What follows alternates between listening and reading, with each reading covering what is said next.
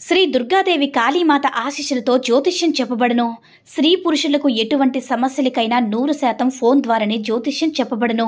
ప్రేమ సమస్యలు, పిల్లలు పెద్దల మాట వినకపోవడం, సంతానం, విడాకులు, పెళ్లి సమస్యలు, భార్యాభర్తల సమస్యలు, మీ జీవితంలో ప్రతి ఒక్క సమస్యకి గురువుగారి దగ్గర పరిష్కారం కలదు. ఈ గురువుగారి ద్వారా ఎంతో మంది లబ్ధి పొంది ఉన్నారు. Guruji phone number 7075910313. ఓం సాయిరామ్. సమర్థ సద్గురు సాయినాథ్ మహారాజ్కి జై. సాయిబాబా భక్తులందరూ కూడా నమస్కారం అండి. సాయినాథుని ఆశీస్సులతో అందరూ కూడా సుఖంగా, సంతోషంగా, అష్టైశ్వర్య, ఆరోగ్య అభివృద్ధితో ఉండాలని మనస్ఫూర్తిగా కోరుకుంటూ ఈరోజు ఈ వీడియోని మొదలు పెడుతున్నాను. ఈరోజు వీడియో ఏంటంటే, గత 2.5 సంవత్సరాల నుంచి నిన్ను పట్టి పీడిస్తున్న దరిద్రమంతా కూడా దూరం చేయబోతున్నాను బిడ్డ. ఇక తిరుగనేదే ఉండదు. అది ఎలానో ఇప్పుడే తెలుసుకొని మన బాబాగారు అయితే ఈరోజు మనకి చాలా అద్భుతమైనటువంటి సందేశంతో అయితే మన ముందుకు వచ్చారండి. మరి మన బాబాగారు ఈరోజు మనకి ఎలాంటి సందేశం అందించాలి అనుకుంటున్నారో ఆయన మాటల ద్వారానే తెలుసుకుందాం. ఆయన మాటలు వినే ముందుగా ఈ వీడియో కనుక నచ్చినట్లయితే లైక్ చేసి షేర్ చేయండి. మరిన్ని వీడియోస్ కోసం మన ఛానల్ని సబ్స్క్రైబ్ చేసుకుని మాకు కొంచెం సపోర్ట్ చేయండి. మరి మన బాబాగారి సందేశం ఏంటంటే, బిడ్డ, నేను ఎన్నో రోజుల నుంచి నిన్ను బాధకి గురి చేసిన కొందరు ఆటలు కట్టివేయబోతున్నానమ్మా. వారు ఎంచుకున్నటువంటి రంగాన్ని వారు ఎంచుకోకుండా నీకు ఎన్నో అవాంతరాలు చేసే ప్రయత్నాలన్నీ కూడా తిప్పికొట్టబోతున్నాను. ఆటలు మాత్రం నిన్ను సాగనివ్వనమ్మా. ఇది నీకోసం మాత్రమే నేను చెప్పబోయే అతిపెద్ద రహస్యం తల్లి. కాబట్టి నువ్వు మాత్రమే ఒంటరిగా విను. ఎందుకిలా దుఃఖిస్తూ ఉన్నావు? నీకు సంబంధించిన ప్రతి విషయం నువ్వు మొదలు పెట్టాలని, నువ్వు అనుకున్న ప్రతి పని కూడా అపజయం పొందుతున్నావని కదమ్మా. నీకు వచ్చిన బాధంతా కూడా నువ్వు చేసిన కష్టం వేరే వారు ఉపయోగించుకుంటూ, అది కేవలం వారి సొంత వారి వల్లే వారి కష్టమని చెప్పుకుంటూ వారు చక్కగా లాభాన్ని పొందుతున్నారు. నువ్వు మాత్రం అది తెలుసుకోలేకపోతున్నావు. దాని గురించి నువ్వు ఏమాత్రం కూడా బాధపడాల్సిన అవసరం లేదమ్మా. అలాంటి వారికి తప్పకుండా శిక్ష పడుతుంది. ముందుగా అందరికీ అన్యాయం గెలిచినట్టుగానే అనిపిస్తుంది, కానీ చెప్పాను కదా, అది కూడా అతి కొద్ది రోజులు మాత్రమే కనిపిస్తుంది. ఖచ్చితంగా నీకు న్యాయం జరిగే తీరుతుందమ్మా. అది ఎలా ఉంటుందో తెలుసా తల్లి? చిరకాలం ఉండిపోతుంది. కాస్త సుఖాలనేవి ఎవరికైనా సహజమే. కష్టం వస్తుంది, దాని వెనకాలే సుఖం వస్తుంది. కానీ వాటిని తప్పకుండా మనం అనుభవించి తీరాల్సిందేనమ్మా. వచ్చిన కష్టం నీ నుంచి దూరం వెళ్ళిపోక తప్పదు. నీ నుంచి దూరమైన సంతోషం మళ్ళీ రాక తప్పదు. కేవలం రావాల్సిందే అంటే నీకు కావాల్సింది ఓర్పు, సహనం మాత్రమే తల్లి. నీకు వచ్చినటువంటి బాధ, నువ్వు అనుభవిస్తున్నటువంటి జీవితం ఇదంతా కూడా మర్చిపోయి ప్రస్తుతం నీ జీవితం ఏ విధంగా ఉంది, నీ జీవితం ఆనందంగా మార్చుకునే అవకాశం నీ చేతిలోనే ఉంది బిడ్డ. అది కూడా అతి దగ్గరలోనే ఉంది. నువ్వు ఏ మాత్రం కూడా అధైర్యపడాల్సిన అవసరమే లేదు. నువ్వు చాలా జాగ్రత్తగా ఆలోచించాల్సిన సమయం తల్లి ఇది. ఎవరైతే నీ పట్ల దెబ్బతీసే విధంగా నిన్ను, నీ కుటుంబాన్ని అవమానించాలని వారు ఎన్ని ప్రయత్నాలు చేస్తున్నారో నాకు తెలుసమ్మా. అలాంటి వారి ముందు నువ్వు చాలా జాగ్రత్తగా ఉండాలి. సున్నితంగా నీ మాటలు వినయంతో, కేవలం నవ్వుతూ వారి ముందు నటిస్తూ వారిది నీ పట్ల జాలి, ప్రేమ అని ఎట్టి పరిస్థితుల్లో కూడా నువ్వు నమ్మవద్దు తల్లి. నీ గురించి, నువ్వు చేసే పని గురించి, అలాగే నీకు వచ్చే ఆలోచనల గురించి వారితోటి అస్సలు సంభాషించవద్దు. ఎట్టి పరిస్థితుల్లో కూడా నీ విషయాలను ఇతరులను చర్చించవద్దు. నీ కుటుంబంలో జరిగే విషయాల గురించి అయితే మరీ చెప్తున్నానమ్మా, వారితోటి పంచుకోవద్దు. నీ మదిలో వచ్చే ఆలోచనలు, విధానాలన్నీ కూడా నీ తల్లిదండ్రులతో పంచుకో. తర్వాత నీ సాయి తండ్రికి అప్పు చెప్పావు కదమ్మా, మిగతాది జరగవలసిన ప్రతిదీ కూడా నేను చూసుకుంటాను. అది రహస్యంగా, ఒంటరిగా నీకు నువ్వే పోరాటం చేయతల్లి. అది ఎందుకు జరగదు? ఆ పనిలో ఎలా విజయం సాధించకుండా ఉంటాను చెప్పు? నన్ను, నా కుటుంబాన్ని ఎంతో అవమానించారు, మరి వారికి సమాధానం ఎలా చెప్పాలి అని ప్రతి క్షణం కూడా ఆలోచనకు తెచ్చుకుంటూ ఉండు. కష్టపడు తల్లి. కేవలం అతి కొద్ది రోజులు మాత్రమే. తర్వాత సంతోషకరమైన రోజులు వస్తాయి. తప్పకుండా నీకు కష్టానికి తగిన విజయాన్ని నేను నీకు ఇచ్చే తీరుతానమ్మా. నీ విజయాన్ని నేను గర్వపడేటటువంటి రోజున వారందరూ చూసి ముక్కును వేలేసుకుంటారు. నీ విజయం నీకు పైకి రాకూడదని వారి కళ్ళలో కూడా వారందరూ కూడా బుగ్గిపాలు చేస్తాను. అదంతా గుర్తు చేసుకుంటూ నీ ఒంటరి పోరాటాన్ని నువ్వు మొదలుపెట్టు.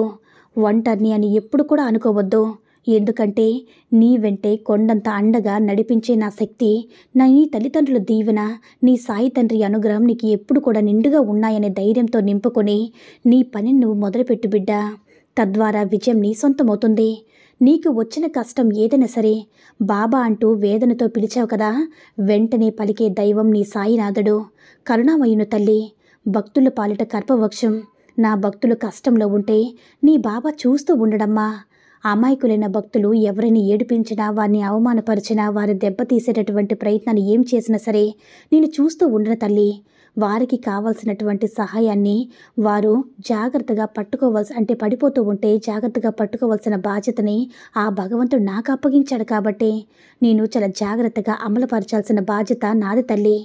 ఒక్క మాట చెప్పనా బిడ్డ, నిందిస్తున్న వారందరినీ కూడా దూరం చేసుకోకమ్మా.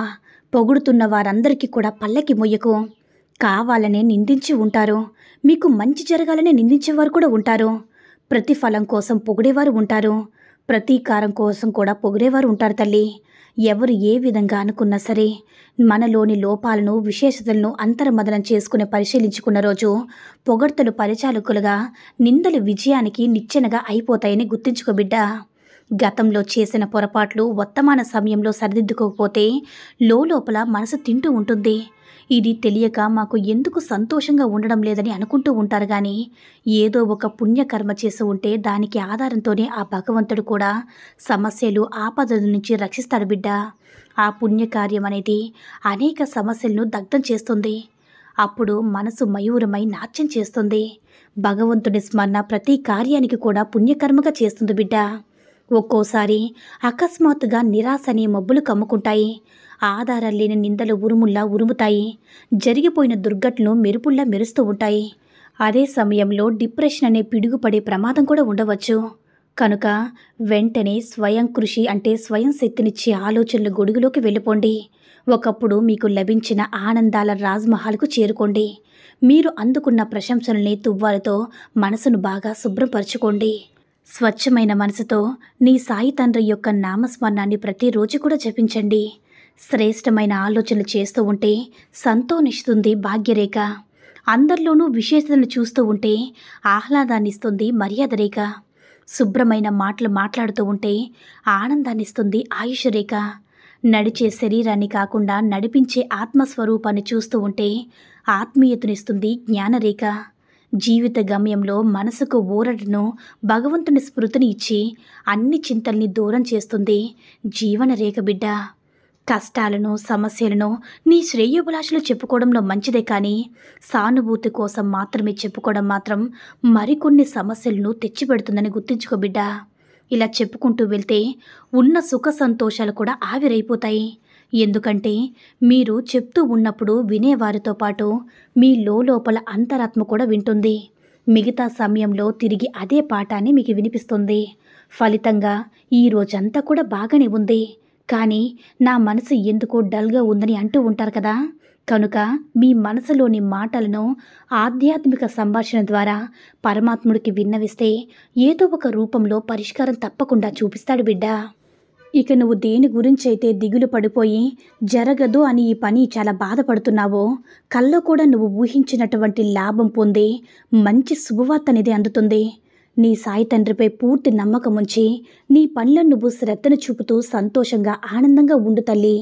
నువ్వు ఇంతవరకు పడుతున్నటువంటి, నిన్ను పట్టి పీడిస్తున్నటువంటి దరిద్రాన్నంతా కూడా నేను దూరం చేస్తాను. 2.5 సంవత్సరాల నుంచి ఎంతగానో బాధపడుతున్నావు కదా బిడ్డ. నీకు పట్టి పీడిస్తున్నటువంటి దరిద్రమంతా కూడా దూరం చేస్తాను. ఇక నీ జీవితం మొత్తం కూడా నువ్వు తిరిగి చూసుకోకుండా ఉండేలా చేస్తాను తల్లి అని మన బాబాగారు అయితే ఈరోజు మనకి చాలా అద్భుతమైనటువంటి సందేశాన్ని అయితే అందించారండి. సాయి మహిమల ద్వారా వచ్చిన ఈ సందేశం మీ అందరికీ కూడా నచ్చిందని అనుకుంటున్నాను. ఈ వీడియో నచ్చినట్లయితే లైక్ చేసి షేర్ చేయండి. మరిన్ని వీడియోస్ కోసం మన ఛానల్ని సబ్స్క్రైబ్ చేసుకుని మాకు కొంచెం సపోర్ట్ చేయండి. సర్వే జనా సుఖినో భవంతు. జై సాయిరామ్.